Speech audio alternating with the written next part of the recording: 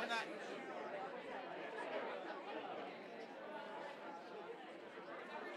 their seats. We're going to begin momentarily. There are some seats up in the front. If anyone would like a seat, we have a couple rows over here on my left.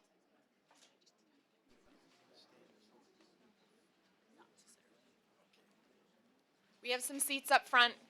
Come on down, don't be shy.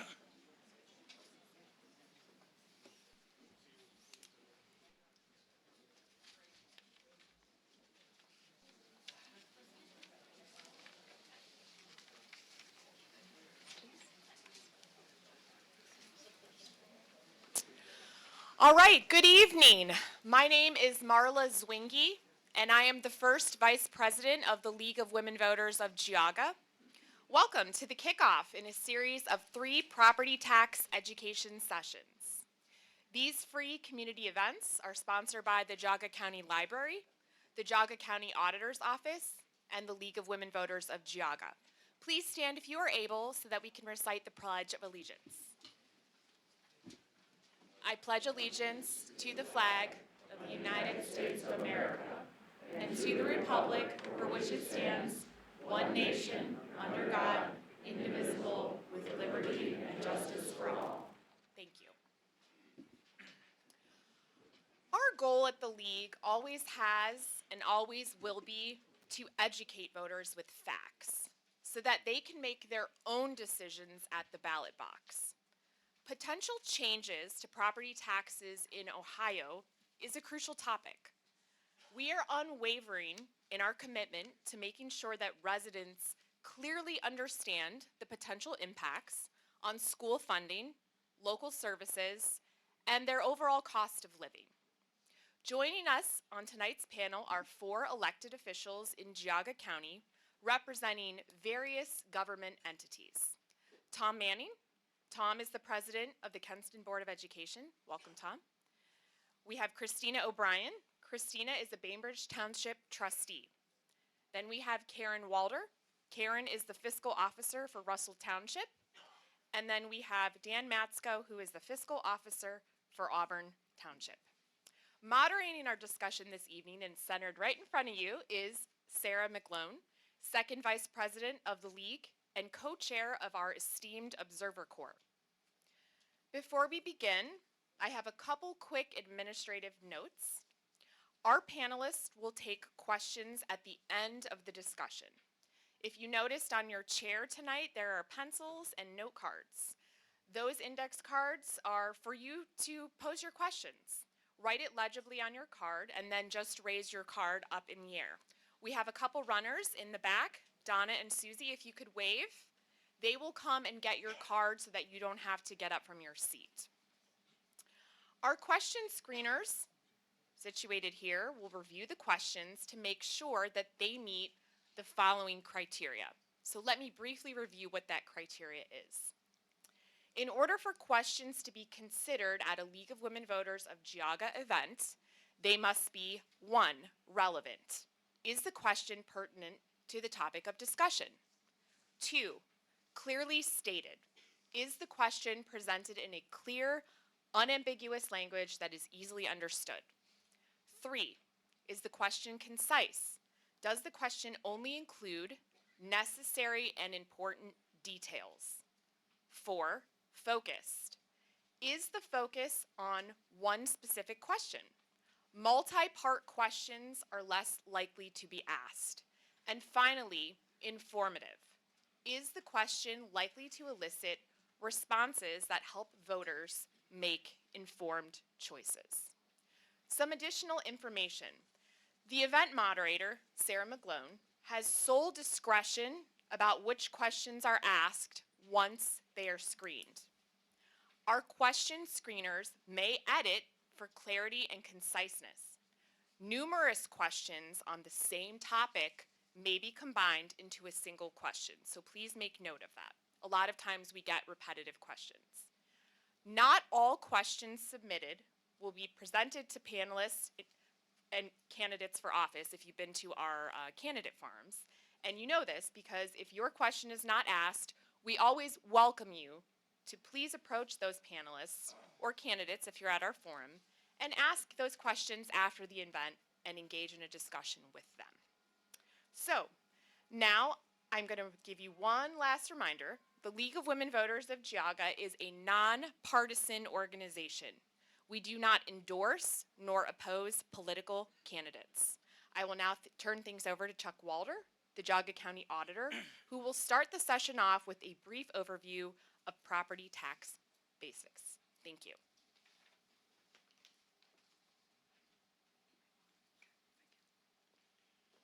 Good evening, everyone. Thank you for taking your time to come out this evening.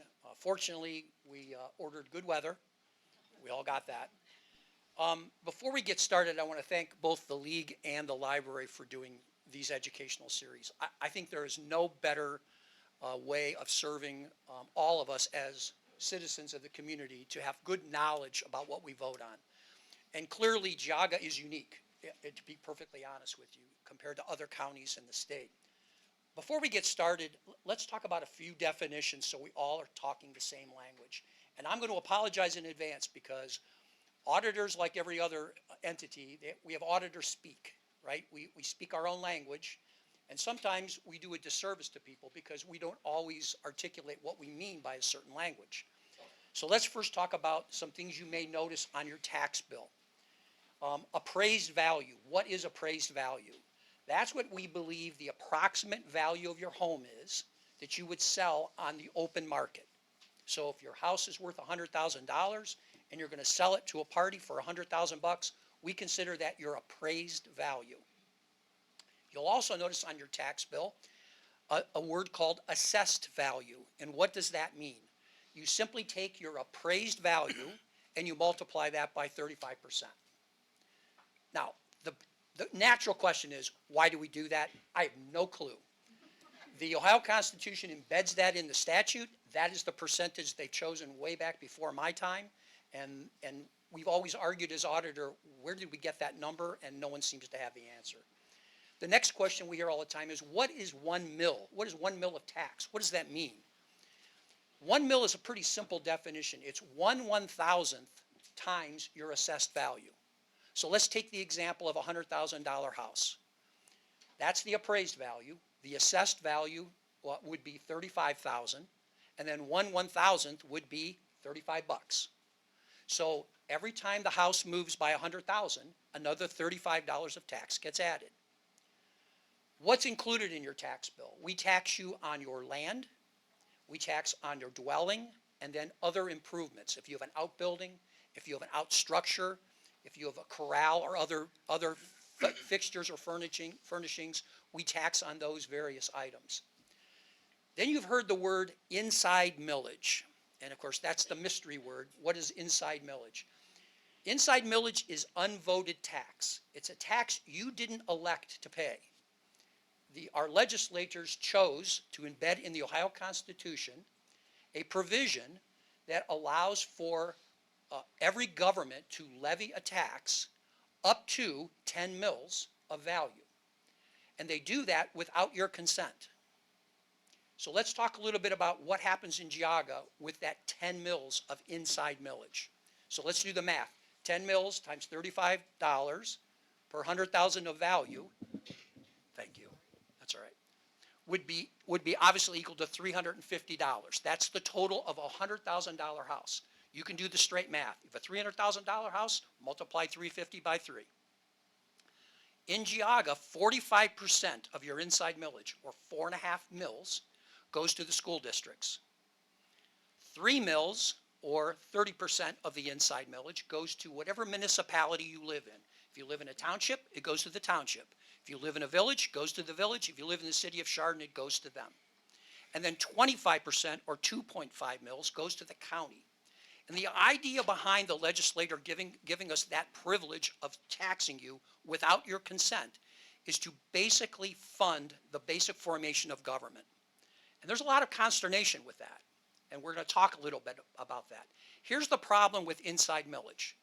It moves proportionally to your value. If your value goes up by a factor of 2, inside millage goes up by a factor of 2. It's a one-for-one exchange.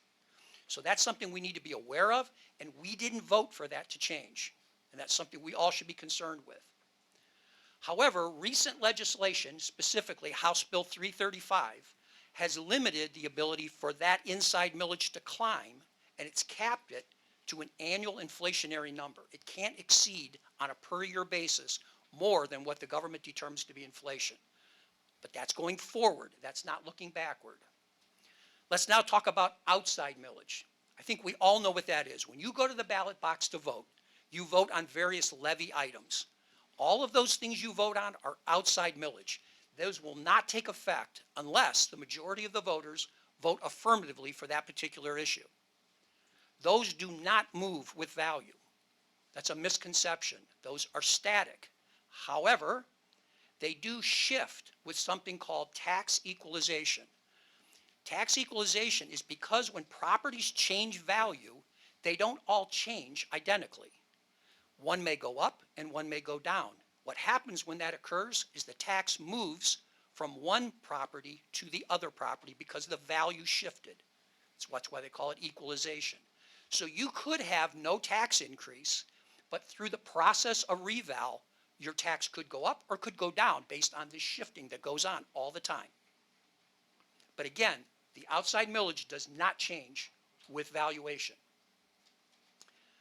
Let's talk about something else, and that's called the 20 mil floor for schools. You probably have heard of it. Everybody goes, oh, we've never heard of it before, it seems, this last reappraisal, because all of a sudden it became the hot spot.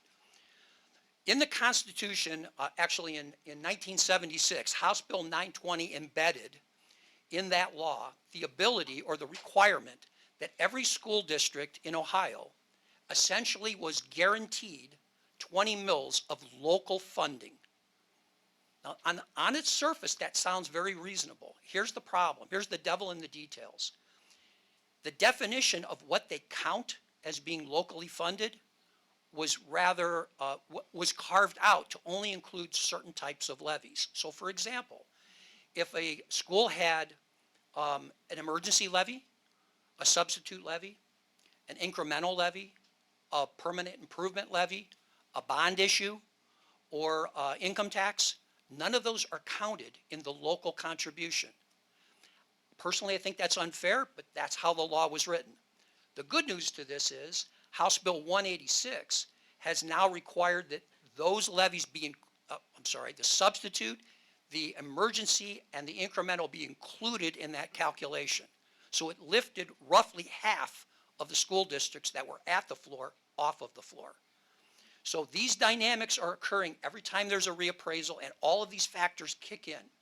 So let's talk for just a second on how Geauga is affected, because I think everybody talks about the state numbers, and there's $24 billion of property tax. I mean, to me, that's a staggering number. But let's just talk about Geauga. And this is the year just following our reappraisal. So it's the tax year of payment, 2024. In 2024, Geauga taxed all of our residents, inside, outside, and floor adjustment, $250 million, $248 million. I don't know about you, but that shocked me. I knew we were highly taxed. I didn't realize how high. The interesting component of that is almost 10% of that money was provided to us from the state. And that comes in the form of what's known as rollback. Any levy that was put on the ballot and passed before 2013 was provided a provision that the state would help the taxpayer fully fund whatever district brought that money to the table. So your contribution to a particular tax bill pre-2013 was only 87.5%. After 2013, you pay 100%. So that provision in just 2024 from those old levies was generating almost $24 million of state money coming to us.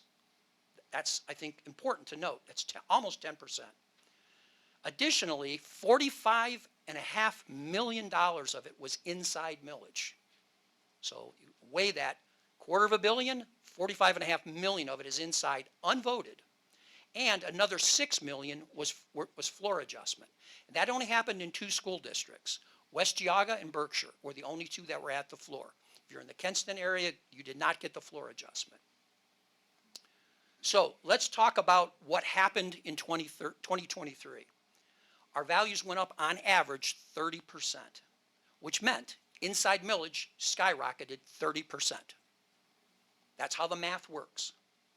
The floor adjustment then added another $6 million of unvoted tax. So you got a millage adjustment of unvoted money from the inside millage component, and you got an unvoted component called floor adjustment for if you live in the two school districts that have the floor adjustment component. The good news is this: almost 90% of the inside millage increase was absorbed and given back to you by the county, townships, and municipalities. So what happened was we went to these particular entities and said, this is getting out of control. They voluntarily said, we will give back a percentage of it. And they gave 90% of them gave back their money. We had one school district that surrendered $1 million of their inside millage adjustment. So that's good news. The better news is there's been certain actions taken that will mitigate that occurrence recurring again, and that is through this inside millage being capped at inflation, which is a new law. The 20 mil floor now includes emergencies and substitutes and incremental levies. And the last component is the 20 mil floor is now also capped at inflation on an annual basis. So we may think that's all a great solution going forward, and it is better than it was, but here's the reality. All of the solutions that we put in place are temporary, right? They go away once the mitigation's over, and for most people, they've stopped mitigating. So you're seeing the effects of that increase from 30%. So therein lies the problem. And now you enter an initiative known as the abolish property tax movement. And I think in order to kick off the conversation with the electeds, I've asked Jim Blaze to come up and speak a little bit about what is the amendment that's being proposed. It's very simple to understand, and maybe walk us through some of the components that we have to be concerned about with the legal aspects. Jim, would you mind?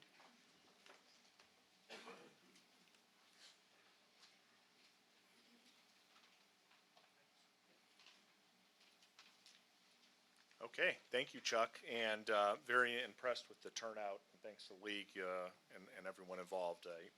It's very good when you can get a group together like this.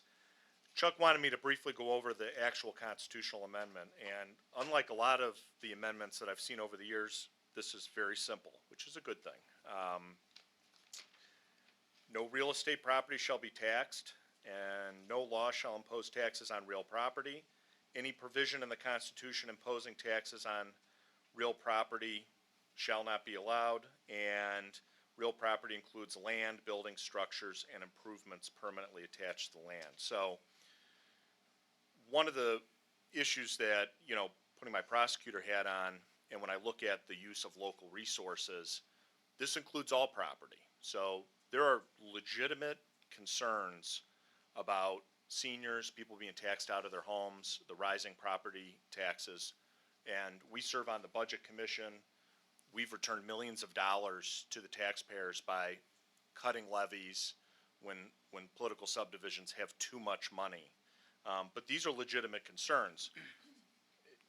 This, though, covers everything, and people need to keep in mind, Walmart's not going to pay property taxes anymore. The commercial properties aren't going to pay property taxes. The apartments and rentals, there's no property taxes. And, I haven't seen evidence that rents are going to go down. Walmart's not going to charge you less for a gallon of milk. And when I look at what we deal with on the local level, and the Bainbridge police chief's back there, I'm sure he's not happy I'm pointing him out. But, when we talk about the resources, the enormous amount of resources between our two offices spent at Walmart, at Home Depot.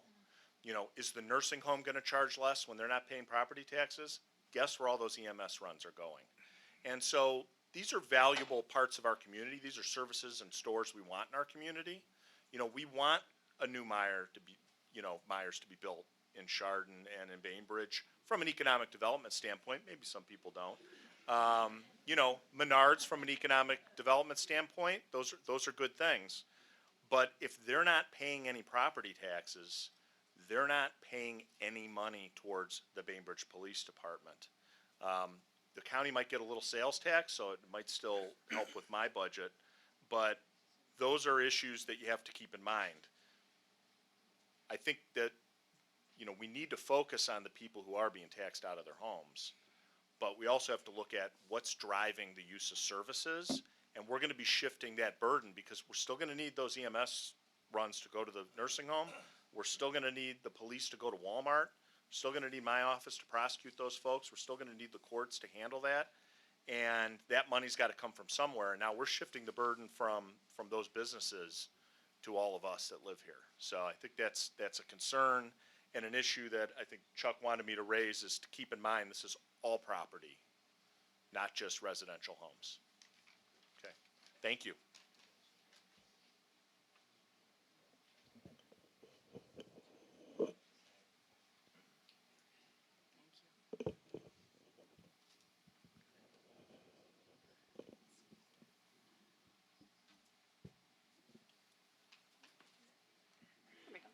Folks, can you hear me okay?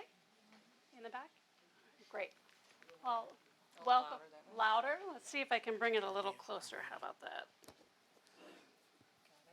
I think I got it. Is that better? All right. Good evening, everybody. Oh, are we getting some feedback? Yeah. Oh, it might be from the other microphones. Let's see if we can maybe. Okay. Better? Welcome, everyone. On behalf of the League of Women Voters of Geauga, we're thrilled to have such a good turnout. Thanks to our partners at the Auditor's Office as well as the library. And thank you to our esteemed panelists. We really appreciate everyone giving up their time tonight to help educate the community about property taxes. How do they work? What do they fund? How might abolishing property taxes change that? So tonight, I've prepared some questions that I'll be asking the panelists. Some of them I'll ask each panelist to respond to. Some I might say, Mrs. Walter, can you tell us about X? And then I'll ask other panelists if they have things to add, because I want to get through as much as I can in the limited time we've got.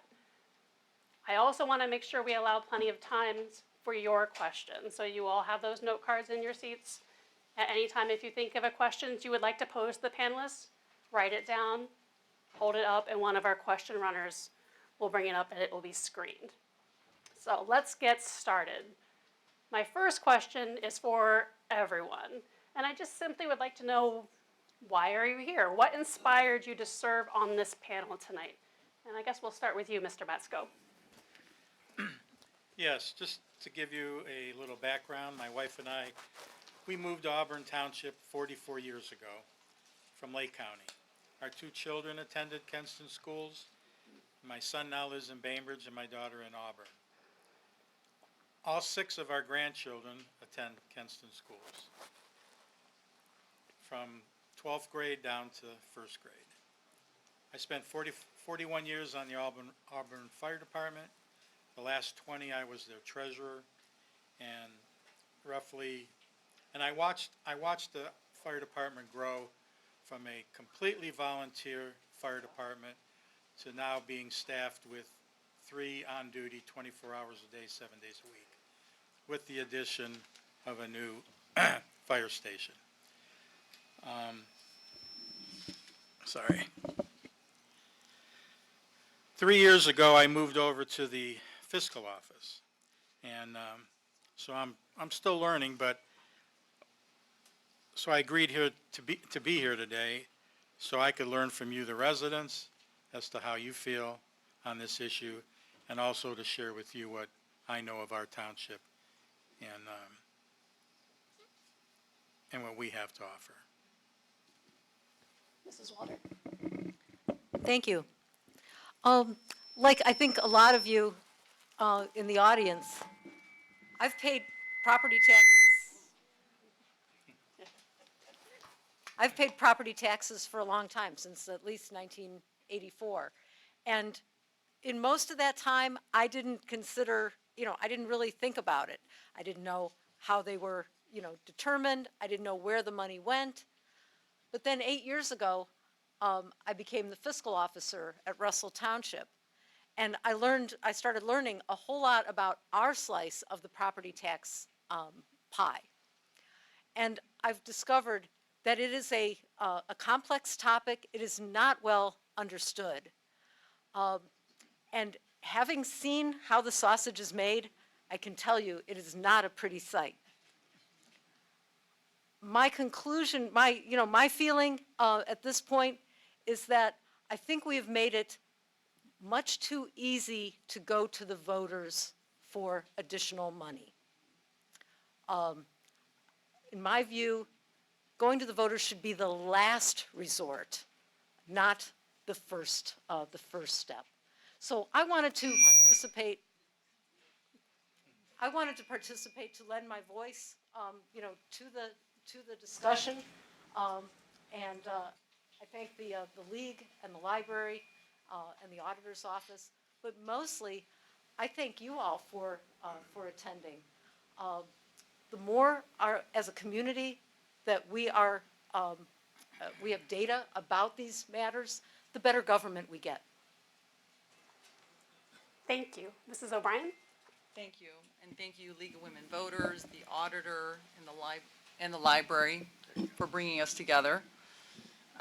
When this issue was first presented to me about a year ago, when the person that stated it to me that they're going to put this up and abolish real estate taxes, I really couldn't believe it was even a question, because I've been in Bainbridge Township going on 26 years.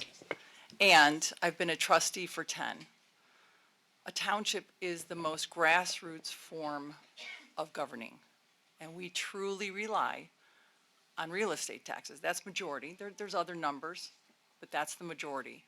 It's voted on. Our meetings are, everyone can show up. You can look at the budgets. Do I know that there's an issue with seniors and some folks being, maybe costed out of their homes? That is a problem, of course.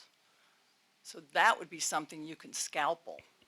You don't take a hammer to the entire process without alternative funding. That scalpel's necessary to look at, okay, what do we do? How do we solve this? And when I first reviewed this, Jim took my words. I was stunned when I saw this simple one-page amendment. Great, simple is good, easy to read, nice.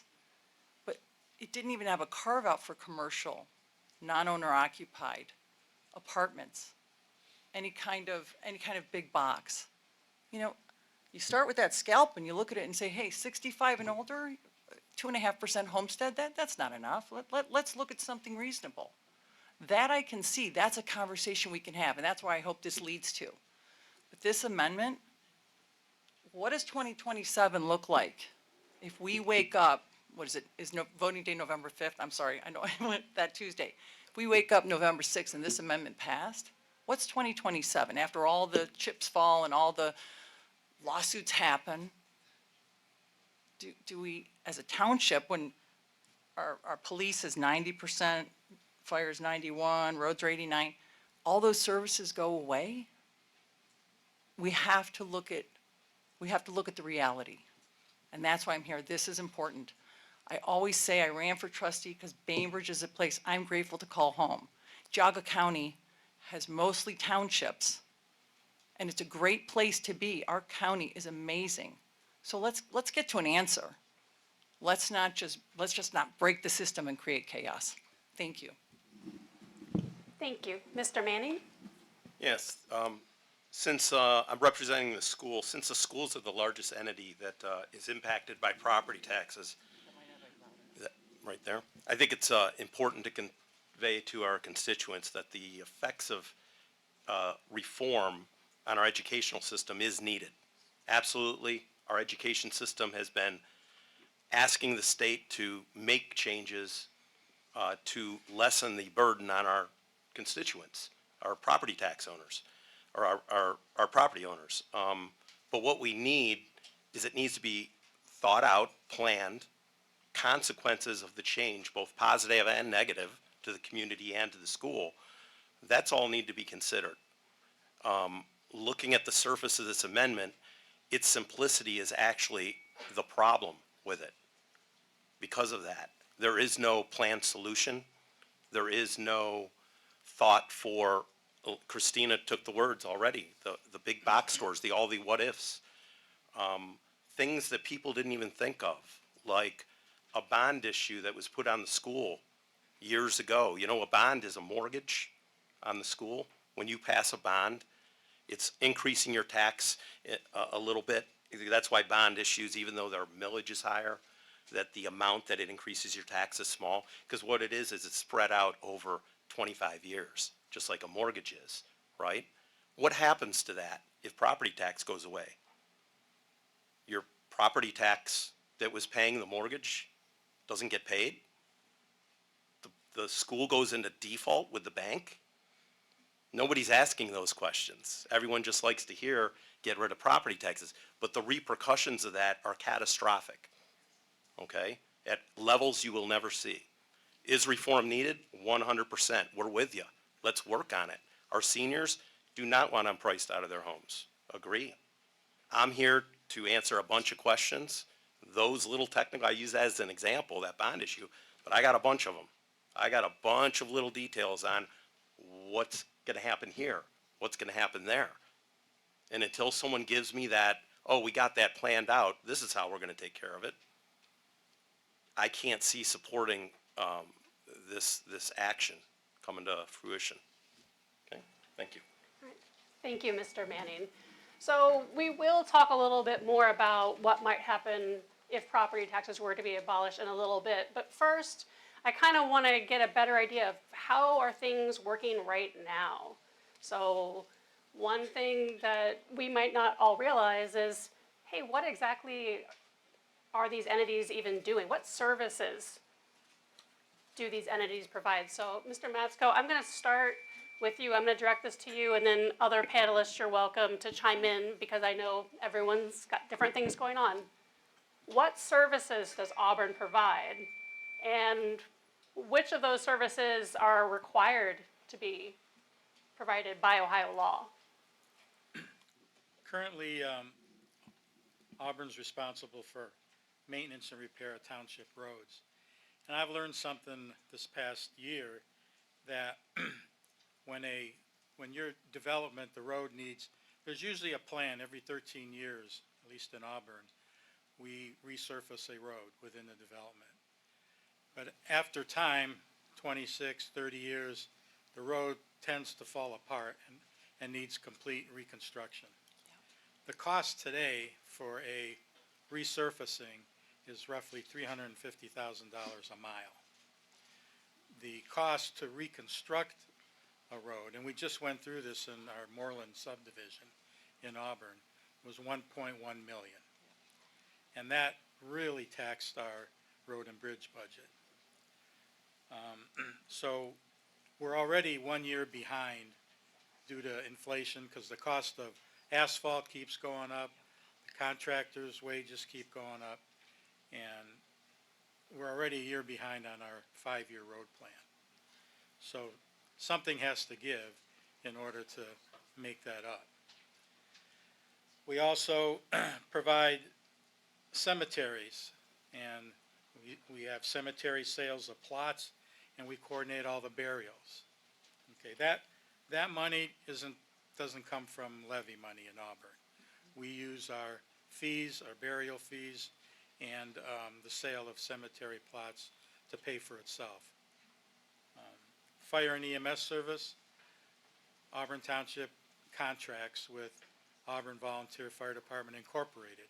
They're a private entity, and we review their budget annually, and each year we sign a contract with them to provide fire and EMS, which I think roughly 79% of their budget is in strictly wages to maintain the staffing that they have, and the other 21% goes for operating expenses, maintenance on equipment, maintenance on the building, utilities, electricity, gas, and all that keeps going up every year as a variable. In addition, we have administrative buildings. Our community center, town hall, and park pavilion costs money to maintain, And and we rent those facilities out. And hopefully we make enough money on the rentals to cover those costs. But in the event that if this would pass, not only would we wouldn't have the money to maintain the buildings, but we'd lose the revenue that they're currently generating because we'd have to close the facilities. So that's basically, we don't have a fire department, a police department, but those are the main services that Auburn provides. Thank you. Does anybody else want to chime in? So I know Bainbridge and Russell both do have police departments, for example. Karen, if you want to go first, I guess. Okay, sure. So, Bainbridge Township, we do have, because of course the sheriff can provide services, but in Bainbridge, we're blessed with a very, very good police department, God bless you. And, we have 25 full-time officers. The job they do is incredible. I mean, you're on vacation, they're checking your homes. We do have a lot of big box in Bainbridge. Bainbridge it's really a growing, thriving township. And the expectation for our services that are provided, they're pretty high. And we have a detective, a group of detectives that take care of a lot of items that happen in the district, and that's growth. That's economic growth. With Geauga Lake, trustees had a lot of pushback on the growth up there, but that's economic development. That's what you look for in the township. We're trying to alleviate the property tax piece on the residences and get a commercial piece in while still keeping semi-rural. It's not an easy balance, but we're doing it. So with the services, we have police, we have full-time fire. Our road department's incredible. The snow just in the last 2 weeks has shown you what our guys and gals can do. When I first became a trustee, I couldn't believe how much I just was looking at ditches. I looked at ditches constantly because that's our sewer system is ditches. And I would call and it was just all about ditches. So full roads, full police, full service. Our zoning is top notch with all the growth in Bainbridge. The rest is, our administrative. We have buildings, dog parks. The growth's incredible. It's a great place, but it's still semi-rural. It's what we want to keep. So again, while we all recognize there is some relief that's needed, if it all goes away tomorrow with this hammer and no alternate funding, I mean, you become a city, okay, cities still get real estate taxes. So do you just hike up the income tax? And I don't even want to go down that road because it's just not, it's not responsible. It's irresponsible to just think you can flatten out an income source and take out the place that we are grateful to call home. And I speak for Bainbridge, but Geauga also. I'm very passionate about it. 26 years, I will be here until I can no longer be here health-wise. So let's figure out the next step. And I really am grateful that this room is just filled with so many people that I think are here to figure out how to solve this. Does anyone have anything they want to add with that? I'll be real brief Yeah, so we well, can get into more Yeah, we stuff, definitely want to but- make sure we allow, I'm seeing lots of questions coming in, which Got it. I love to So- see it. So we want to get through my boring ones so we can get to your interesting ones as soon as we can. Right, so very quickly, we're a service industry, the school district, okay? We don't have a product, students are not our product, we are a service industry. And like Mr. Matsko said, we are about 80% expenditures, salary and benefits, being a service industry. Also, I just wanted to bring up and take this month, I'm not gonna go down through the whole list of what the school does. Everyone knows what a school does, but there's a lot of stuff behind the scenes you don't see in what we provide. So I want to throw out one thing that are not here is the joint vocational school that we're partnered with, who provides all our plumbers, electricians, HVAC, that we send our students to, is also funded by property taxes, okay? And that's very important to us because every kid that comes through our school system doesn't go to college. They need skills. They need to be in the workforce when they leave our school, and that's very important to us, okay? Thank you. So we know that each of your entities gets some of its funding through property taxes, but I'm kind of curious how, is that your only source? What sources of funding do you have? Property taxes, any others? And I hate to be a math nerd, but how does that break down percentage-wise? So property taxes is X percent of your funding. Maybe money from the state is Y percent. So does anybody have those numbers offhand that they'd like to share? Mrs. Walder? The, like Bainbridge, we also manage police, fire, road, and then administrative services. The handout that I provided lists all the sources of funding from 2025 with the information on the amounts and where it comes from. So for our police department, 90% of the $2 million of revenue comes from property taxes. For our fire department, 79% of the revenue for the department is funded by property taxes. For the fire department, the major other source of revenue is ambulance funding. For the road department, 79% of the revenue comes from property taxes. The other portion, the significant items come from the state. They're gas tax, the license plate tax, and the permissive tax.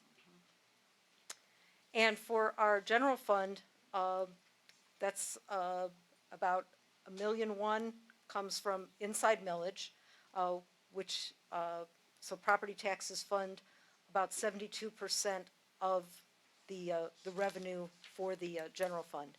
The other significant general fund item would be the interest on our investments.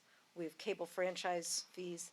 And then all departments have other sources of revenue. When they sell an equipment, the sale of asset shows up as revenue for us. So Bainbridge is quite similar to Russell in numbers wise, and I wanted to point out one thing, and again, why I'm so proud to be in a township, why I wanted to live in a township. So our police, same, 90% is property taxes. Fire is 91. Another big chunk is the ambulance billing.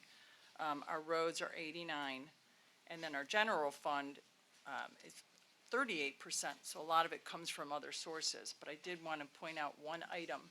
So the inside millage we collected was $1,083,537. $300,733 of that we gave back, which was what Auditor Walder was talking about.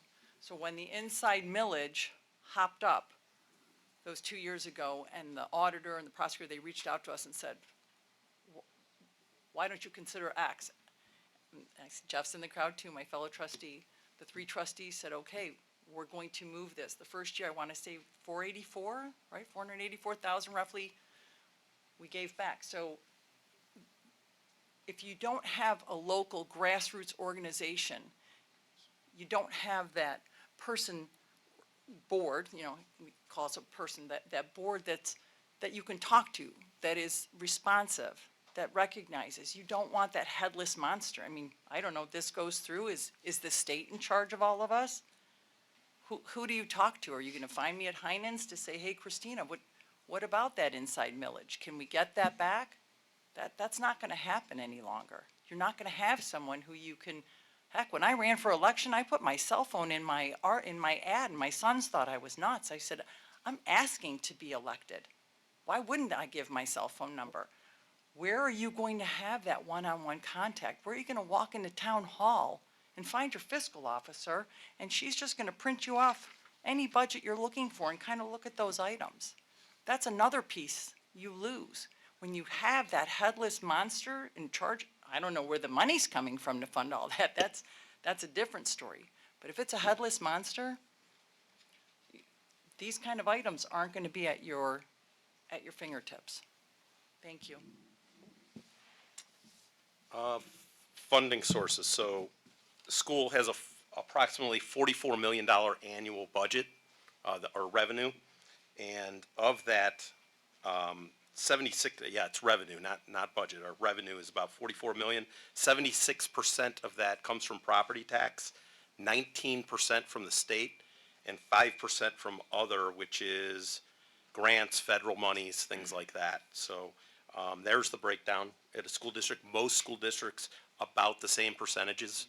If you look across the board, they're going to be very similar, especially in our county. Our inside millage, we got the 4.5, like Mr. Walter explained, even though the law allows up to, is it a 10, Mr. Walter? Yeah, 10 total, 10 total. not just for you.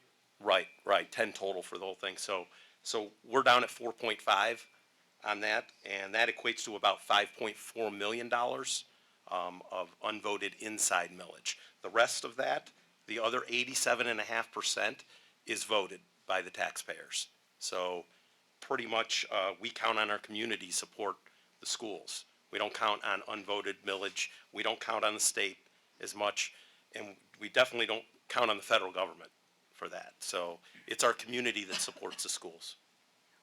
Real quick, I'd just like to add, 92% of all of our revenue comes from voted property taxes. And looking at the schedule of voted levies that, from the Board of Elections, Auburn Township residents have been extremely generous and willing to support our road and bridge and fire and EMS, to where it usually passes 60-40, 54-46%, 67-33%. We haven't had a levy fail that I can see since 2005. So that's, obviously the voters are happy with what we're doing in Auburn, and I'd like to thank them for that. All right, thank you, everybody. So we've got a little bit of an idea of the way things are working right now. So now I'd like to talk a little bit more about what do we do if we don't have property tax anymore? What do things look like? So let's say property taxes are abolished.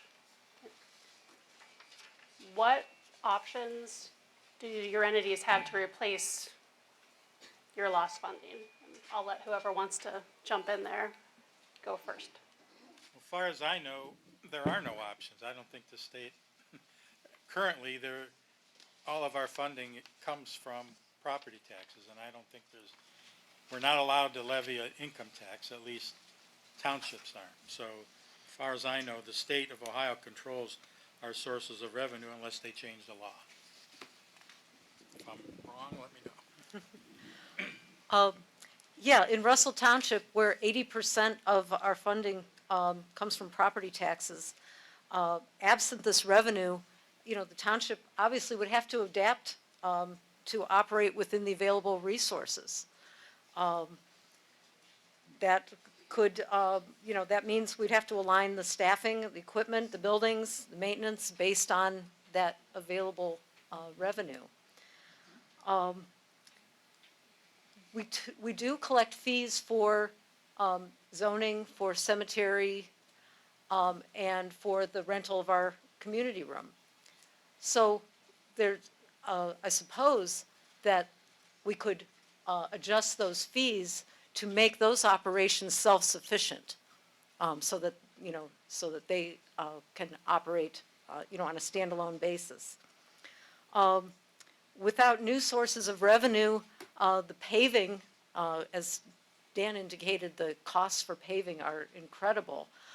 That would be based simply on the gas tax, the license plate tax, and the those taxes.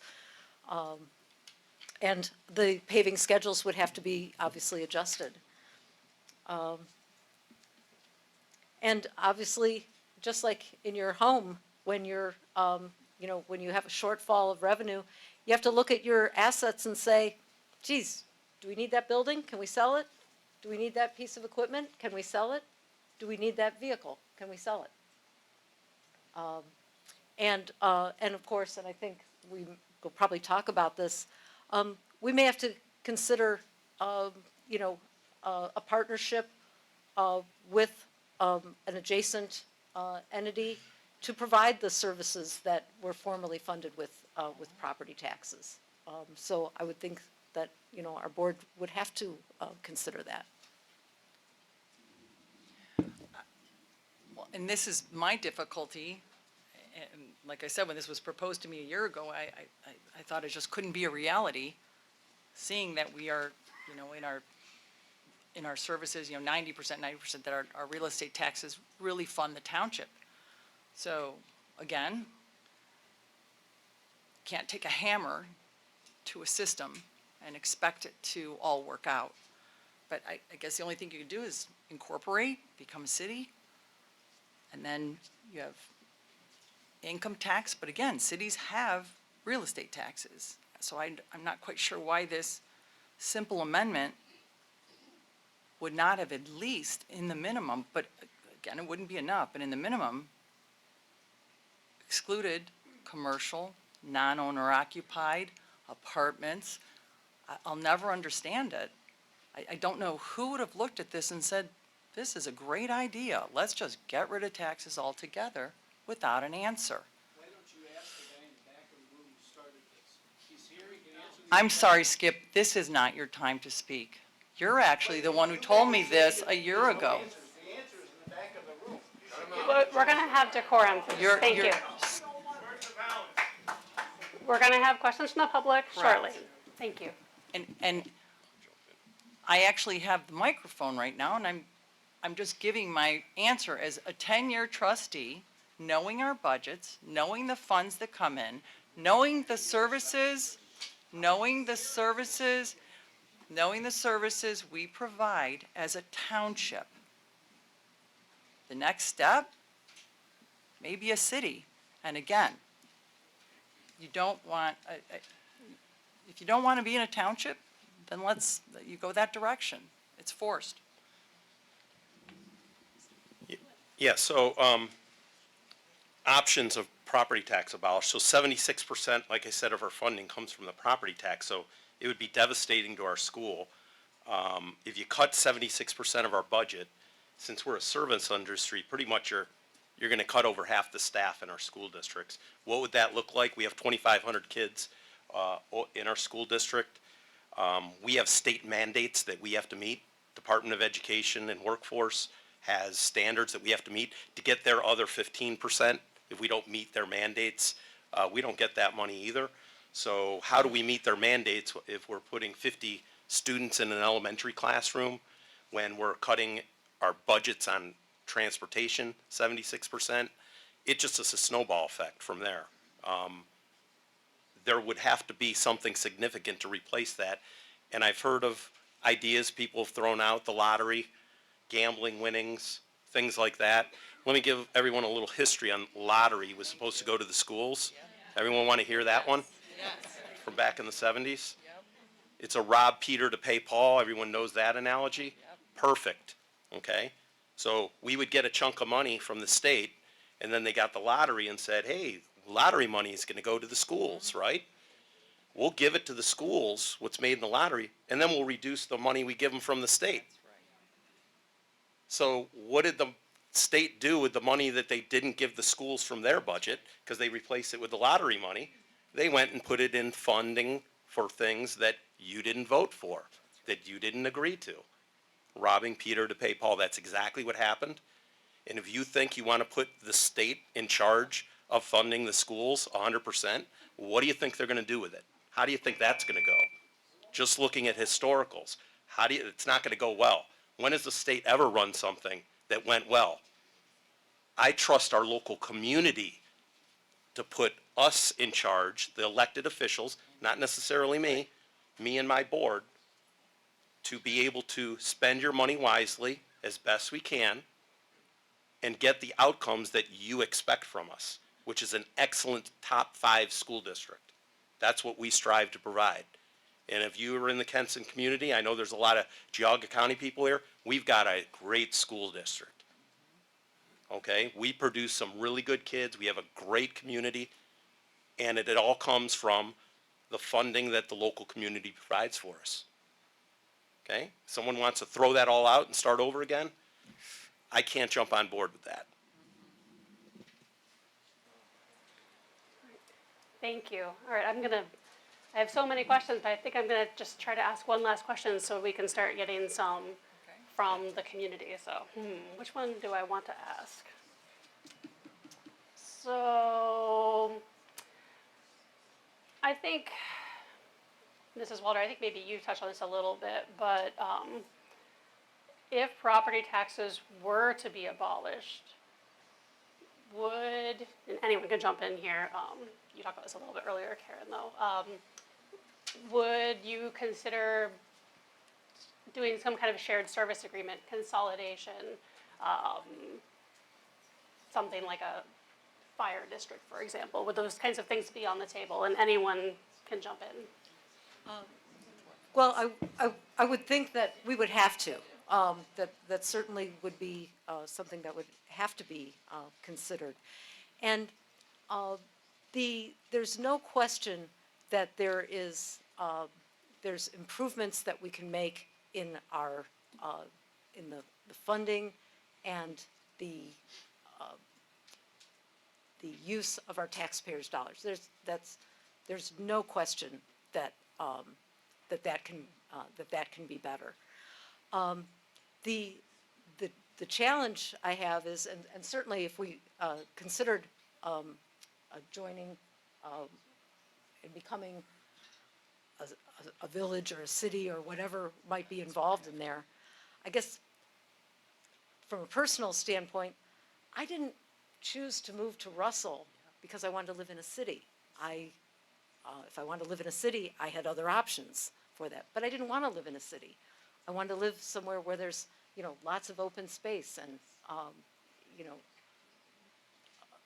so the question is, if that's the option available to us, you've got to ask yourself, is that what you want? Is that what you moved here for? I'd like to add that when Christina mentioned what happens if we wake up after November 5th and this initiative passes, we would probably have enough money in our balance to carry us over 3 months, because the County Budget Commission makes sure we're not carrying over exorbitant amounts of money. And thankfully Chuck Walder monitors that very closely. So we would probably have 3 to 4 months, and then we would just run out of funds. That's true. So this question's a little different for you, Mr. Manning. Yeah, this is. so- It's a tough question because there's a lot of school districts, okay? And some consolidation has gone on. I know we saw Berkshire absorb. We've had 2 school districts in Geauga County absorb, in Ledgemont. And so it happens. Big questions come up if it's forced. If you say the 607 school districts in Ohio, we need to take down to 200 or something like that. What does that look like? Anyone really look into that and how it would work? Like if they tried to lump us and West Geauga and Chardon together as a school district, how does that look? Who's busing where? Which high school are we going to use? West Geauga's is relatively new. Ours is 22, 25 years old. Are we tearing one of them down and everyone goes to one school? What does that look like? No one has that answer. Okay, so those are things that would have to be looked at. Now, that's a physical problem. That's a transportation problem. It comes off to, what about administratively? Okay, that's a little bit better of a solution. Why don't we combine administrations and make things run a little better from a central point? Legitimate question, I could see that. How does that look? What are the cost savings of doing so? I gotta tell you, if you take like a couple school districts and make one administrative office with one superintendent and you reduce numbers of administrators and things like that, it doesn't solve your problem of top property taxes. It doesn't save you tens of millions of dollars. It saves money, every penny counts, but it doesn't solve the problem of property taxes being too high. Okay? So you're putting a Band-Aid on something and you're making this wild change, and it doesn't solve your problem. If you're gonna do it right.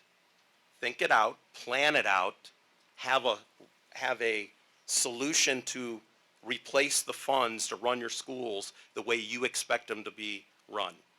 And once you do that, then come to the table and let's talk about it. But this amendment just kind of, it's too simple. It doesn't take any of that into consideration.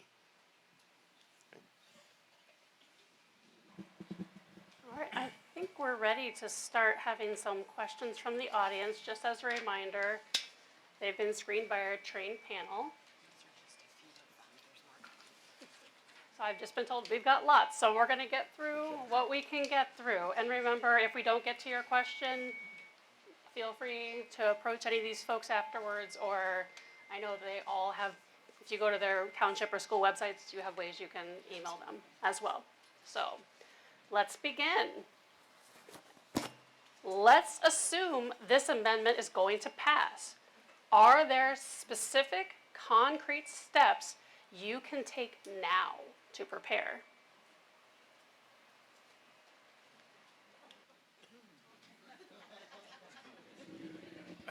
Well, as a fiscal officer, like I said, we'd have about 3 months to operate, but unless the state takes the handcuffs off the townships, we have no way of generating revenue, that much revenue. Correct. Yeah, we don't have any legislative power as a school board to gain money. We don't have that power. Ours is, the only way we can gain money is put a levy on a ballot. Or the levies that have already been passed that we collect on every year from the property taxes. So if that goes away, we can't go out and run a car wash to make money for the school. We have no way of, it has to come from legislation, okay? So people tell us, well, you'll figure it out. We'll take it from you, you figure it out. There's nothing for me to figure out. There's nothing for our school board to figure out because we have no power to go get any type of source of money. That's got to come from legislation. We can't do an income tax. Sir, we're going to have decorum. Thank you. Okay, so right now we don't have a solution until one's presented. It is what it is. I would say the same thing, and, I mean, one thing is property taxes are a year in arrears. I don't know if this simple amendment that I'm calling the hammer, because it is a hammer to our way of life. I believe we would still collect, because it's 2026, we would still be able to collect that year of taxes, so we'd get them next year. So, okay, great, so we have a year runway to completely upend our way of life. Like Karen said, I moved out here 26 years ago, pregnant with my first of 3 sons. I know I talk too much, huh? I do, but it's because I'm passionate. I want the township to remain the township, and Ohio to not have a hammer to its real estate taxes without an answer. Okay, let's keep going because I want to get through all these great questions. So someone said that, you, Mrs. O'Brien, said possibly Bainbridge could turn into a city if property taxes were abolished. This person wants to know, what does turning into a city look like without property taxes? Are cities more government funded then, or how does it work? No, their income tax, their sales tax, and cities still get real estate taxes, so I don't know how you find those funds. But a city, you're responsible for so much more. Again, a township, we're grassroots, we are such a bare bone, but we function at such a high capacity. All our townships do in Geauga. Geauga is an incredible place to live. If you want to be fiscally conservative, move to a township. You know, less government is the best government. A city, you start growing and growing and growing, and then you don't know. Well, I mean, you do. Obviously, there's budgeting, but there's just differences when it comes to a township to a city. But your obligations to a city are so much more. The costs are incredible. I'll leave it simple. Thank you. Okay. So this one might be best for you, Mr. Manning. Ohio public school funding was ruled unconstitutional many years ago, many years ago, decades ago. Do you think that outlawing, sure, Ohio public school funding was ruled unconstitutional many years ago? Yeah, it was probably 30, 40 years ago. Yeah, yeah.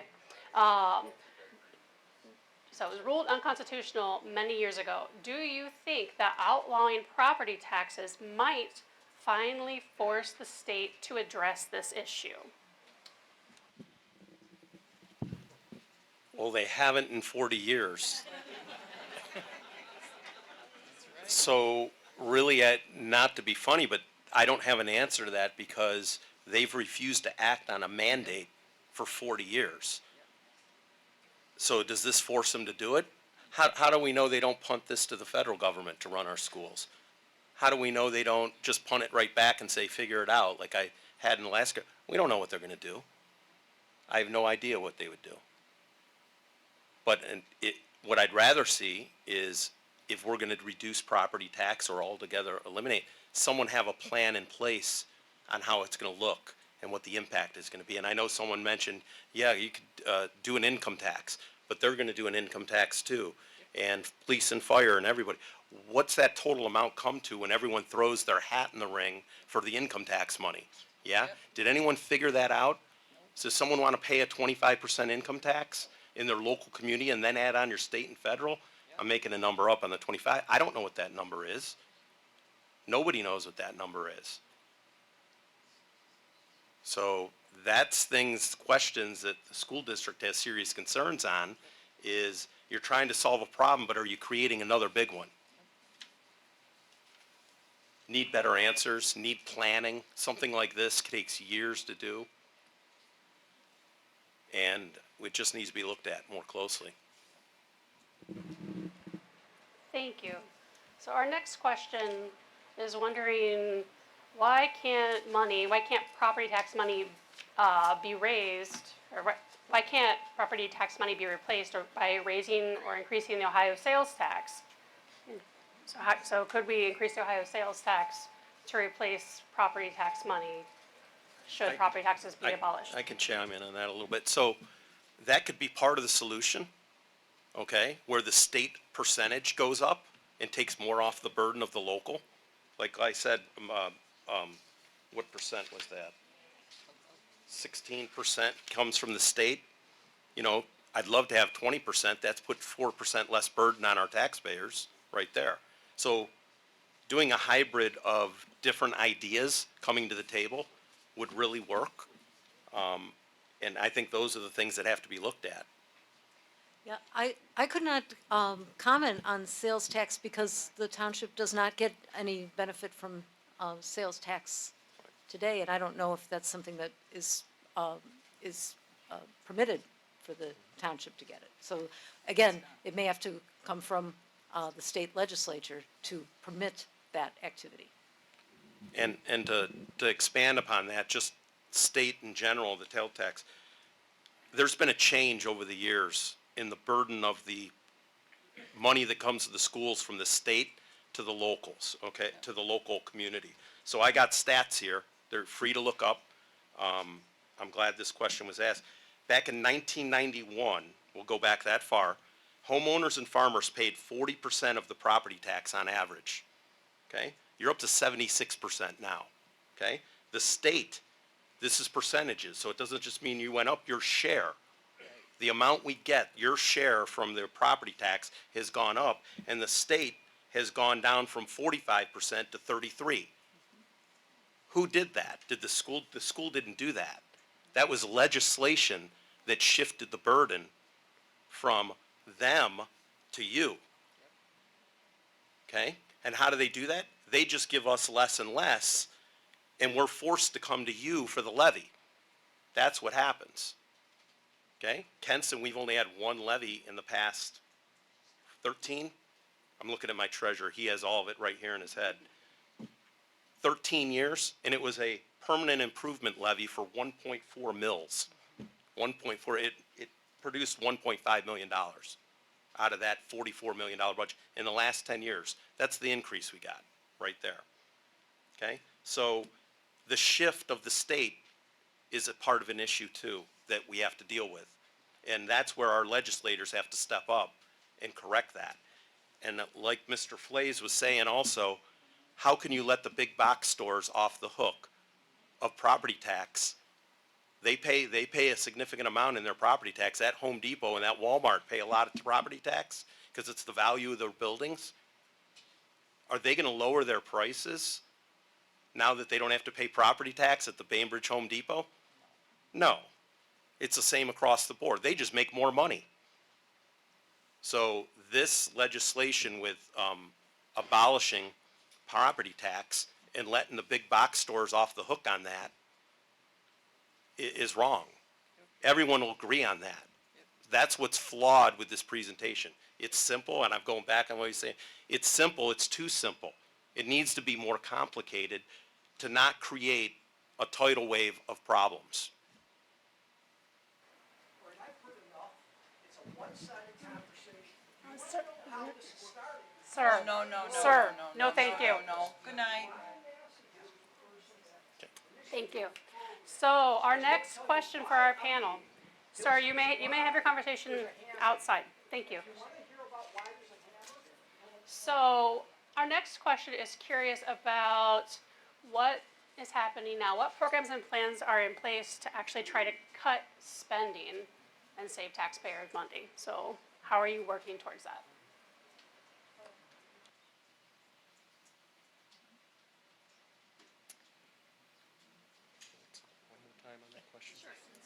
So what programs and plans are you all working on, your entities working on, in order to cut your spending? The one thing I know we're working on in Auburn is, the fire department's gonna come to us with a budget, and they would like to go full-time. We're looking at, and which would, in their mind, require a levy. We're looking at alternatives to putting on a levy and charging the taxpayers more. So that's right now in the infancy stage, but that's the one thing we're doing when it comes to taxpayer funds. There's no question that that's a discussion that needs to happen. I'll say from Bainbridge, we have certain things in place, like we have a mechanic that is also a firefighter. Saves us tremendous amount of money, but is that, you know, that's for now. But when you look at things, we try and run lean, you know, we maintain the vehicles, we maintain the equipment, we maintain the buildings. You know, you try to get in front of it, and we had a huge issue in Bainbridge that we didn't see coming with one of our buildings. That was really difficult, but we do try and, being a township, again, you have to run lean. But also, our treasure is our employees. And our employees, they deserve their raises, their benefits. You know, they work hard for all of us. So when you say, what are the plans in place, you know, there's certain things that you do try to, you know, do you need that vehicle? Do you need that? No, you eliminate those things. But when your most important asset is people, you can't not initiate raises and all that other things. You know, we have the best, and, you know, their income level is not the highest, not the lowest, and you want to keep them happy, and part of it is being Bainbridge in our community with our residents who appreciate our officers and our policemen and our roads. But you have to look at that. So, Kenston, we just experienced this. So we went through this. We had a levy on the ballot a few years back. It's been about 4 years, and the community didn't support it. No problem. We got that. Okay? The community spoke. Let's do some lean cutting now. That's why we did a right-sizing plan. We closed a building. We moved our 8th graders up to a high school. We took 4th and 5th graders, put them into a middle school, closed an entire building. Okay? For monetary purposes, that'll work. We've had reduction in enrollment. It's been around the state. We had enough to get a grade level into the high school, and that's where that all happened. And we were able to close the school. We saved about $2 million in doing so. which allowed that, coupled with that permanent improvement levy, that small levy we had on 2 years ago, combined with that, allowed us to kick the can down the road at least another 3 or 4 years. And when I say at least, that could be 6, that could be 2. It depends. It depends on state funding. It depends on what happens with expenses and inflation and stuff like that. But yeah, we're always looking at that, and we always ask our voters and community what they'll support before we do something like that. Okay. So, have any of you all on the panel met with or had any conversations with state legislatures about any of these issues, either our reps or our senators in Columbus? I have not yet, but I think Jeff has. Yes. Yeah, our administration at the school has been in constant contact with the administrators and stuff, and we've been in contact with Mr. Walder and those effects. And one last thing I forgot to say on the gentleman that went out saying, yeah, lay the hammer down on it. I'm not going to do that to our children. We're not laying the hammer down on our children's education and just ripping the Band-Aid off and saying, no money, figure it out. I'm not going to do that to our children. Decorum, please. You got to realize one thing. Everybody in this room, how did you get educated? Okay? The seniors in your community when you were in school paid property taxes to pay for your education. Unfortunately, even if you don't have kids in the district, I get that. It rolls downhill. You have to support the next generation coming in. You have to do it. Now, there is a limit. We can't out-tax people. 100% agree, and that's why I'll say it again, and I started off this whole conversation with reform is needed, okay? That homestead needs to be expanded 10 times, okay? Businesses need to take a little bit more of the burden on that, okay? Especially the big boxes. But just tearing the Band-Aid off and laying the hammer down, like you said, is not the approach to this problem. I've been in contact with both our Senator O'Brien and our representative, not our representative, but Representative Dave Thomas, both of which have been really at the center of the property tax reform issues.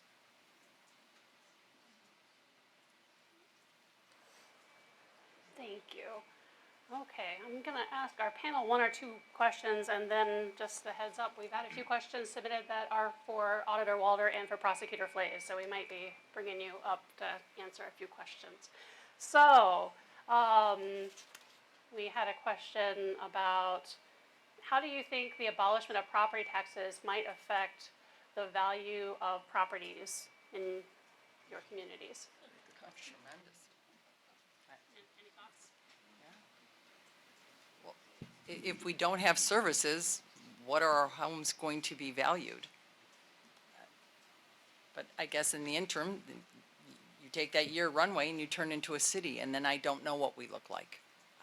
That's why there's so many unknowns. I'm so uncomfortable with the unknowns. Yeah, I don't know that we know what the effect would be, but certainly there'd be an effect. No school? Yeah, the school, 4 move-ins in our cul-de-sac in the last 3 years, all with young kids, came from out of the community. I'm in Auburn Township. Question during the July 4th picnic. Welcome to the neighborhood. Why'd you come here? The schools, 110%, honest truth. Every one of them, the schools. That's why we're here, okay? Why didn't you move 20 miles south of here? I'm not going to name school districts. We want this school district. We want Chardon, we want Kenson, we want West G, we want Berkshire. That's why they move here. And what does that do when people want to move in your community? Keeps your property value up. I'm in real estate. Anyone who's in real estate knows that. Demand drives your house values to an appropriate level. True? Everyone? As I said, I moved here 44 years ago, and I didn't know Kenston, what it would be like, but seeing the education and the lifelong friends that my daughter and my son have made, that they still, and they're in their 40s, and they still to this day get together. And so it was a great education, and now to watch my grandchildren also participate in the Kenston School District. And as a senior myself, I can understand your income goes down, you think to yourself, when are my property taxes going to go down? And that's why that homestead exemption, if they could increase that and take the burden off the seniors, I think it would go a long way. The one thing I do notice, though, as I get older, as you don't have children in the district anymore, but you're using the other services more, especially EMS. I see it every day. Our fire department is going to those seniors constantly, and usually more times than, sometimes 2-3 times a day. And plus you have more assisted living, so they're transporting more and more seniors. So even as a senior, we are using that service.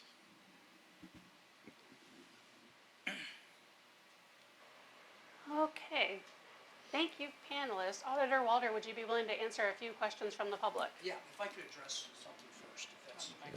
We can give- So I'm going to say a few things that maybe may upset a few people, may not, depends. Here are some concerns that I think we all have. Does anybody here feel there is not a need for tax reform? Okay, there are no hands. So we have at least something we can agree on. There needs to be change. And here are the issues that I'm having. Everybody I've talked to asserts that the folks at the state level have kind of, for lack of a better word, let us down in some manner. They have not taken action they should have taken for years to correct the school funding issue. They have not necessarily funded our local governments. They've reduced things like estate tax. We've eliminated estate tax. They've reduced local government funding. They've done that over a number of years. They bled the well dry. Because of that, we've had to go to the local community to get more funding. That's the inherent problem. But let me ask you this. How many people here, what is the percentage of our property tax that goes to Columbus? The answer is 0. Not a nickel goes to Columbus. So what happens if we abolish property tax? How does that hurt Columbus or motivate them? They actually make 10%. In Geauga, we tax $250 million, and 24 million of it comes from the state in rollback. They're not going to give us rollback if we abolish property tax. We're giving them a 10% pay raise for not doing their job. That's what I have a problem with. Why are we giving somebody more money to continue to do the wrong thing? We need to turn that on its ear. I think the fundamental flaw we have with our tax is we have too many taxes that are unvoted. You should have to decide what taxes you want and which ones you don't want. And I'll give you some statistics. Here's why Geauga is different. I ran the numbers for the last 2 years on election cycles. In November of 2024, there were 23 ballot issues on the ballot for money in Geauga. 23. 21 of them passed. That's a 91% pass rate. That's incredible. 19 of them were renewals. Old money that's being renewed. That's an 89.5% pass. The only failures were 2 schools. That was the only failures. 100% of the new levies, replacement levies, or renewals with additional money passed. 100% of new money passed. So then we turn to last year, the May election. There were 2 ballot issues on for money. Both passed, 100%. November of last year, there were 16 ballot issues asking for more money. 15 of them passed, 94%. 9 were renewals, which is an 89% passage rate. 1 failed, it was a school. 7 of them were replacements, renewals, and increases or additional money, and they passed 100%. So clearly, the taxpayers are willing to give their money for the things they vote on. I think the upset we are all feeling is when reappraisals happen, you get an increase that you didn't vote for. And that's the conundrum. I will tell you, I think the whole system of appraisal is corrupt. We should not be appraising properties. I think you should have your property set at the value when you buy it. You pay the tax at that rate until you sell it. Because the bottom line is people that are selling their homes generally improve that home right before they sell it. And everybody else pays the price for that.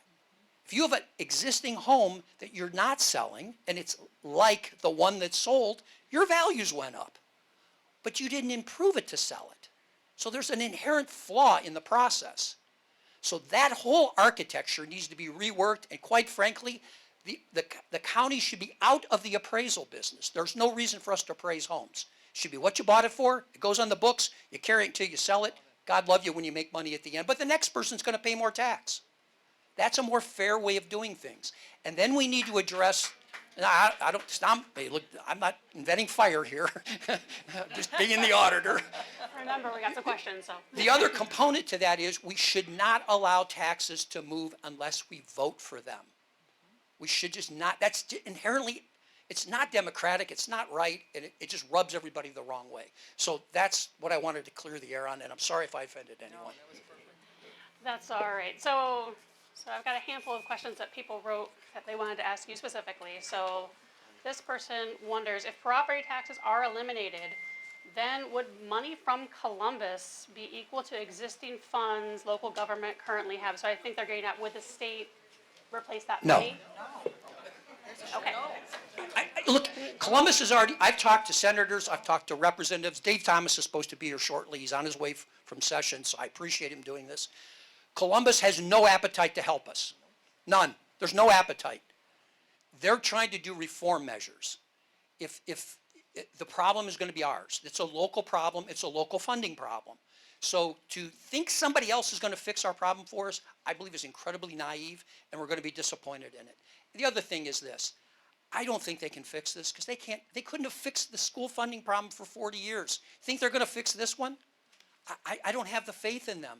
They're too invested in special interest, moving their motion. Look, local level, we don't have special interest. No First Energy person's giving me any money. I mean, I think they're giving Jim Flays all of it, but they're not giving me any of the money. But you go to Columbus, and it's a different set of politics. It's not local. You can't come and yell at them, right? You come to my office, you're upset, you yell at me. I get it. So that's what's different. So the answer to your question is no. Fair enough. So this person is hearkening back to that 250 million property tax number that you gave us earlier. They want to know what percentage of that is residential versus Yeah, I didn't run that. I can do it. Obviously, every township is different, right? You go to Russell, it's almost 100% residential. You go to Bainbridge, and it's a bit different. I could run those numbers for you, but the threat that Jim Flays referred to is real. Giving the commercial world a total tax break is not in our best interest. We should not be paying for police and fire protection for the Walmarts and the Targets and all of those. They should pay their fair share. Now, you can say you can do that with income tax, and I don't disagree. You can. There's other sources of revenue. However, the system we have right now is designed the way it's designed. And I'm one of those people that you take the tool that you have and you try to make lemonade out of the lemons. So that is going to be a problem. Okay, next question. How would abolishing property taxes affect our libraries? Yeah, I mean, maybe the library could speak better. Here's what we have done, and I know this question was asked earlier, and I feel bad for the panelists because they're being put on the spot. They're in their world, right? They're siloed. They're very siloed. At the county level, Prosecutor Flays, myself, and one county commissioner, we joined and we created a task force. It's called PART, P-A-R-T, Property Tax Abolishment Response Team. We brought every affected shareholder at the county level, including schools, townships, municipalities.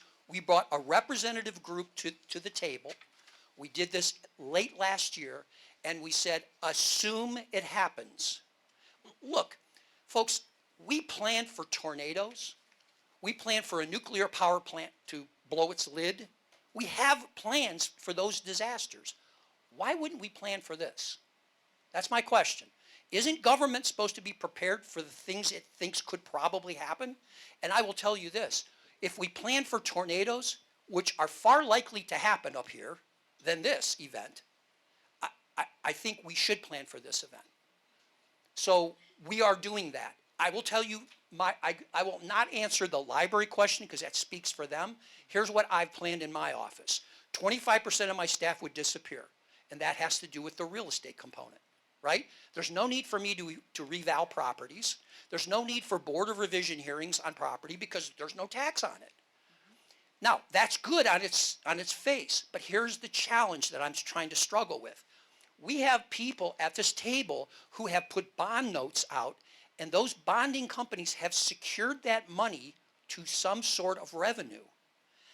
I am not sure I can lawfully just say, not going to evaluate those anymore. I have to be able to satisfy the requirement of that legal contract. Because that, and Jim Flays can speak much better to this, these questions haven't even been asked yet, let alone answered. So I don't know that this is going to be the flip of the switch that we fear. I think it's going to be a switch flip and then an oh crap, and then what do we do now? So that's what we're preparing for at the county level. And it's uncomfortable. You go to people and you can feel the emotion. It's uncomfortable because you have to get outside of your box. But you know what? There's going to be good that's going to come out of this. It is good for us as government to periodically hit the reset button. We are too used to doing things the way it's always been done. And the only way you fix that is to kind of take the end of the rope and go like this. And remember what happens at the other end? It flicks. And you've got to respond to that. You've got to get smarter. You've got to think differently. And you've got to apply common sense. And so we're trying to do that at a government level at the county. It's slow moving. And that's my worry. Getting from here to November, that's going to come like that. And we need to be prepared. And that's going to be difficult. But you know what? That's what you folks told us to do. You've elected us to do these things. We've got to do it.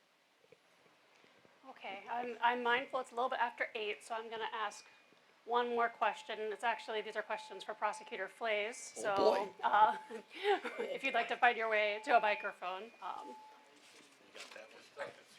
So it's 2 questions, but I'm going to combine it into kind of 1 2-part questions. I wasn't prepared for this at all. So